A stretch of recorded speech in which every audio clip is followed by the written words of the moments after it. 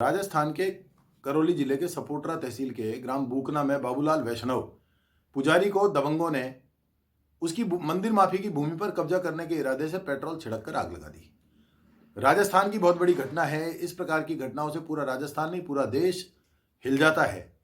जिस प्रकार से राजस्थान में घटना हुई है, लगातार बलात्कार की घटनाएं हो रही हैं और सरकार उन पर अनर्गल बयान देकर स्वयं को प्रमाणित करने का प्रयास कर रही है कि दोषी हम लोग नहीं है, दूसरे राज्यों में जो बलात्कार हो रहे हैं हम उनसे किस प्रकार से अलग हैं। ये राजस्थान की सरकार की अकर्मण्यता को प्रमाणित करती है। सरकार स्वयं को जिस प्रकार से निर्दोष साबित करने का प्रयास कर रही है, ये और भी बड़ी बात है।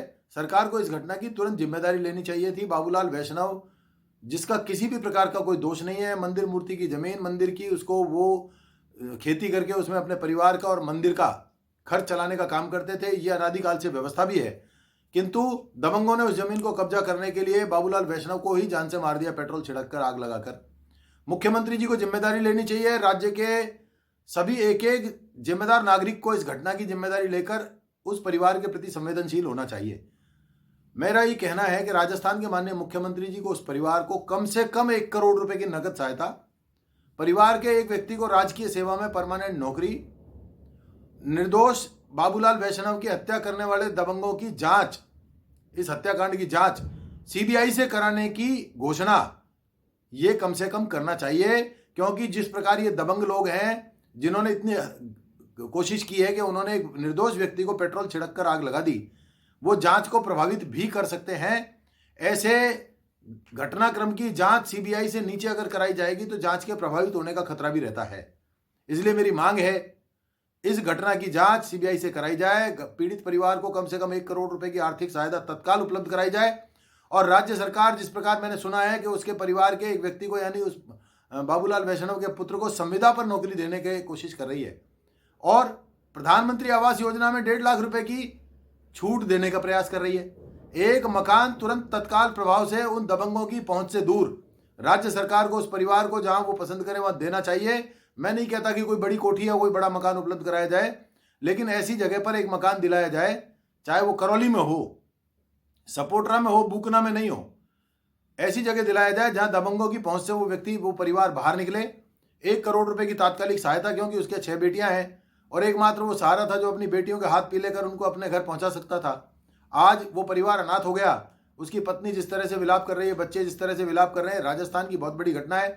माननीय मुख्यमंत्री जी, यदि आप वास्तव में संवेदनशील मुख्यमंत्री होने का स्वयं के लिए दावा करते हैं तो आपको इस घटना को जिम्मेदारी पूर्वक अपने ऊपर लेते हुए, अपनी सरकार के ऊपर कलंक मानते हुए, इस घटना का उपचार यही है कि आप इस प्रकार की व्यवस्था करें कि 1 करोड़ रुपए परिवार को तात्कालिक सहायता दी जाए।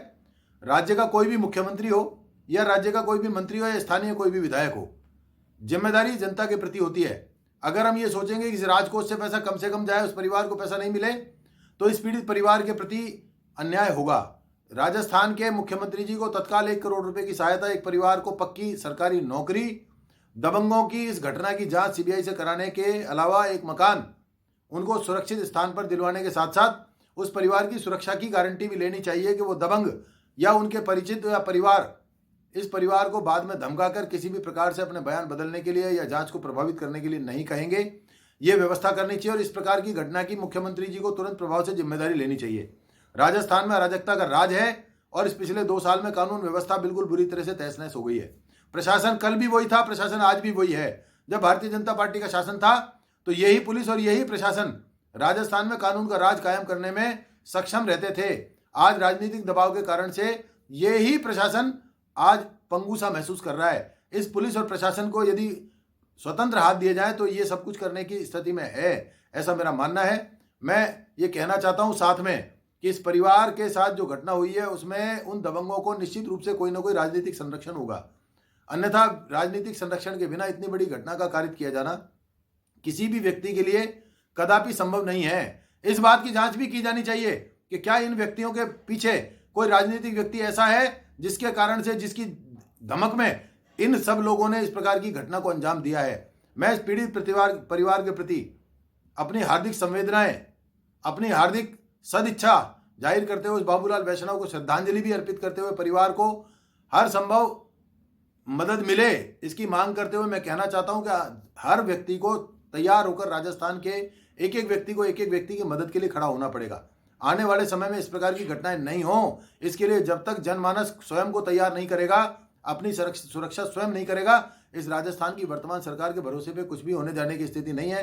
मैं पुनः श्री बाबूलाल वैष्णव, जो अब वर्तमान में निर्दोष होते हुए एक ऐसी घटना का शिकार होकर स्वर्ग सिधारे हैं, ईश्वर उनको अपने श्री चरणों में स्थान दें और उनके परिवार को, चूंकि बहुत बड़ा वज्रपात उन पर हुआ है, उस परिवार को इस घटना को सहन करने की शक्ति प्रदान करें और राजस्थान की सरकार को सद्बुद्धि ईश्वर प्रदान करें कि राजस्थान की सरकार अपनी जिम्मेदारी को समझते हुए उस परिवार की मदद करने का अपना जो कर्तव्य है उसको समझे। जय श्री राम।